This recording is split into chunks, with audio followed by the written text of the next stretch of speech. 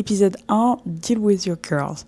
Aujourd'hui, j'ai décidé de lancer cette série de vidéos Deal with your curls comme un guide pour les débutants et débutantes sur les cheveux naturels. Que tu aies les cheveux bouclés, frisés, crépus, si tu es au tout début de ton aventure capillaire et tu te dis j'ai envie de pouvoir apprendre à m'occuper de mes cheveux, je ne sais pas par où commencer, je ne sais pas quoi faire, eh bien tu es au bon endroit. Puisque avec cette série de vidéos, on commencera étape par étape sur tout ce qu'on devrait ou pas, ou ce qu'on souhaiterait savoir sur les cheveux naturels, donc bouclés, frisés, crépus, à l'image d'un guide.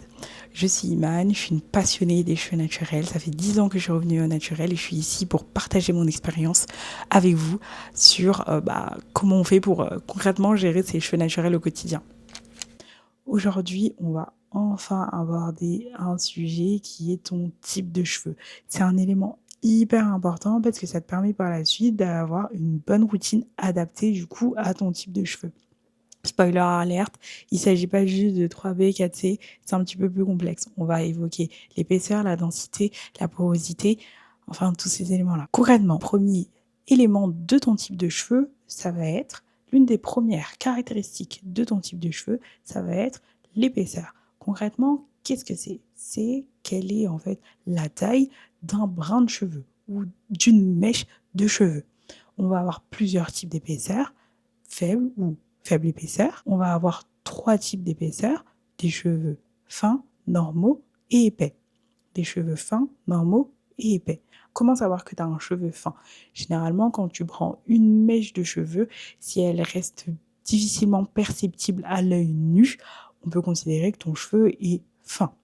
Quel impact ça va avoir concrètement sur ta routine ? Ça va avoir un impact sur en fait le type de produit que tu vas utiliser. Tu vas plutôt privilégier des produits fins, pas trop lourds. Tu vas plutôt privilégier des produits de type léger qui vont favoriser la souplesse. Ensuite, on va avoir les cheveux moyens qui vont être ni fins ni épais. On peut dire que ce sont des cheveux polyvalents et en termes de routine, il faudra juste adapter les produits en fonction des besoins. Et enfin, on va avoir les cheveux de type épais.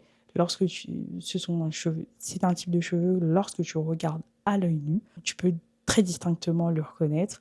Tu peux assez bien le comparer à un trait que tu pourrais faire au crayon à papier, de taille moyenne bien évidemment. On peut voir assez distinctement à l'œil nu. Et donc, concernant la routine, effectivement, tu pourras utiliser des produits plus épais, denses, riches, tels que des crèmes, des huiles plus lourdes, des gels épais.